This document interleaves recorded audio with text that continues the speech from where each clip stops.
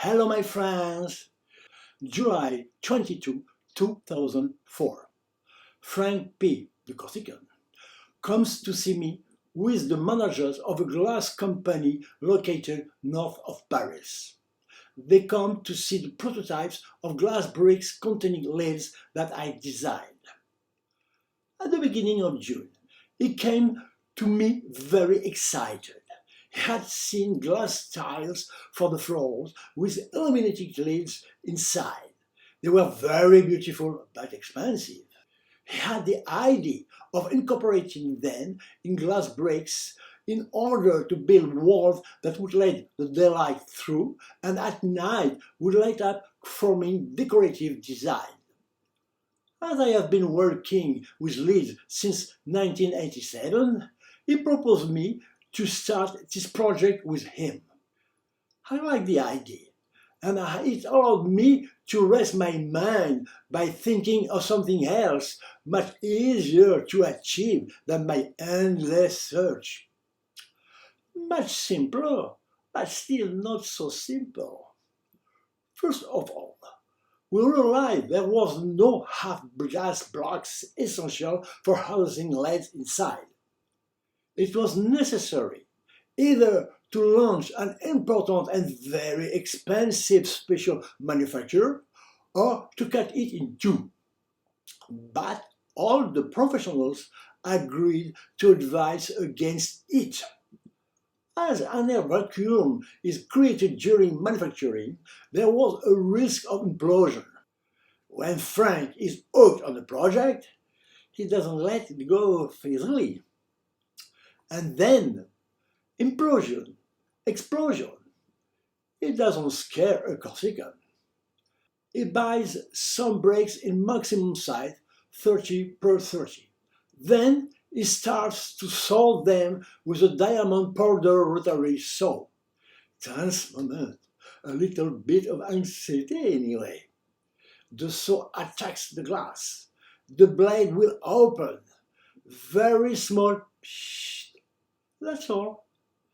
Those professionals who think they know everything and have never checked their information. For my part, I have thought of making a large printed circuit the size of a brick, allowing multiple combinations of light. I managed to make very varied images, some funny evoking characters or comics.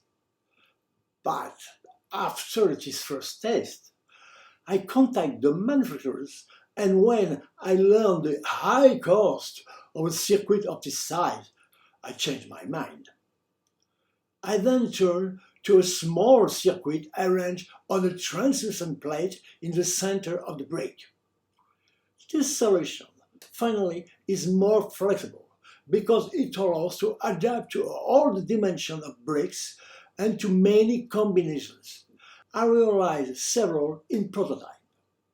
It is very beautiful and pleases a lot, but we lack the means to develop such project, which is why Frank thought to propose it to potential partners and in priority to those who manufacture bricks.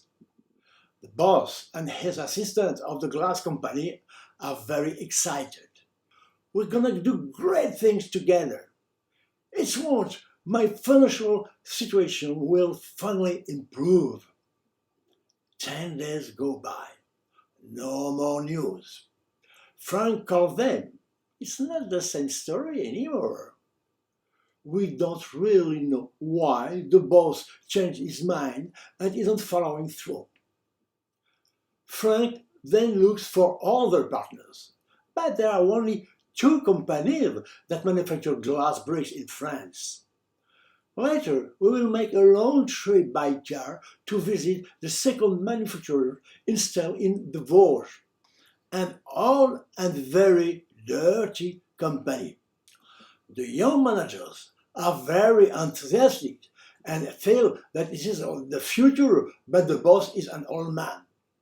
It will be no, once again.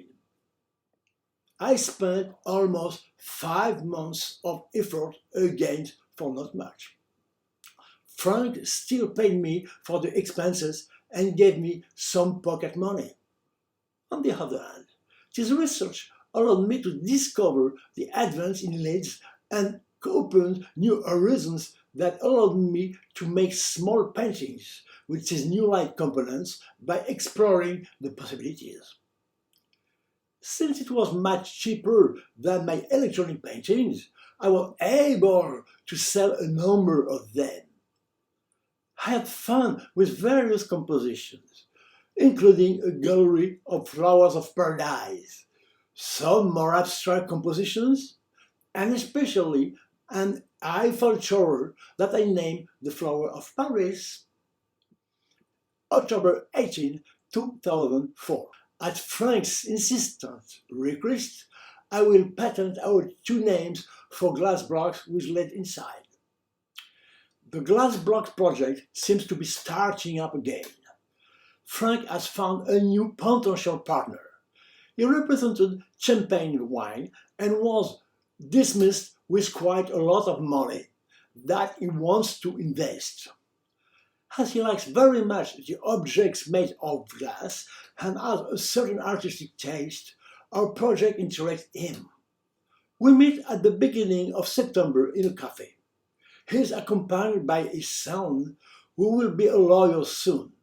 Pleasant and friendly people of Alsatian origin.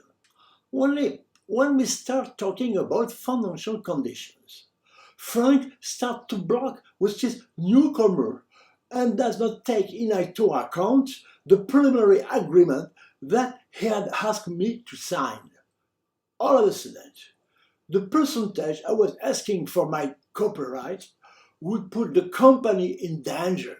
Whereas a few months earlier, when he needed me to develop the prototype, he had agreed.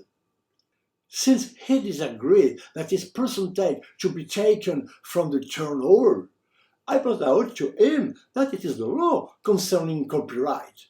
This is confirmed by the future lawyer. The law, he replies with a shaming look. He goes on to say that I would put the company directly into bankruptcy. This is crazy. I don't like it at all.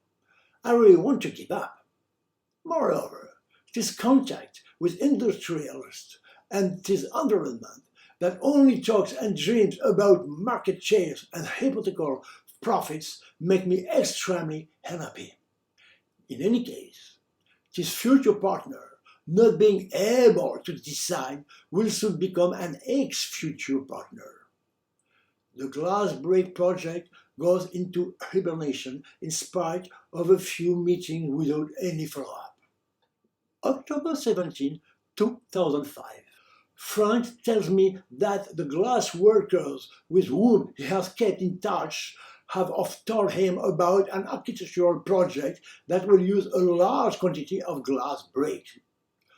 A multipurpose sports hall and show in Aurillac. The architect, a young woman based in England, designed a kind of covering suspended at 1.5 meters from the facade, surrounding the whole building like a perfume cup. If this set could be illuminated by changing colors with various compositions, it would be splendid. She seems particularly interested, but after several studies and proposals that I proposed to her, she preferred to give up, being already committed in a defined budget. Another job for nothing. July 17, 2008. As usual, the money I need to continue my research on sound falls from sky just when I need it. Frank relaunches the project of luminous glass bricks. He was introduced to a new partner, Andre. As a former electronics engineer, we understand each other better. He has a strong experience of large international companies. He makes a good impression on me, and we quickly get along. He seems to be the partner we needed. European aid is available to us. I will study and develop a new prototype. the lead having progressed since 2004, in return for which I will be paid regularly during the months to come. In the end, the project was abandoned, not only because we couldn't find a partner, but mainly because of the complexity of the implementation that I had realized from the beginning and that Frank didn't want to hear. I had realized for quite some time that glass bricks could not be used as transparent walls and that only half bricks could find application as decorative facing elements. In this perspective, the use of glass blocks was no longer necessary, and I turned to a larger panel of 60 by 60, consisting of a box of the same depth of 7 centimeters as my electronics paintings, but with a frosted glass face. This solution gave me great latitude for more complex light compositions, and the depth of the box allowed me to install a transformer making it autonomous. I call these compositions mandalas, with which I designed decorated facades. They were beautiful, but Frank was still obsessed with the glass blocks and imagined industrial productions, while everyone chimed in that it could be only a one-off decoration. He persisted until he understood the value of the mandala's modular panels and did not care enough about them.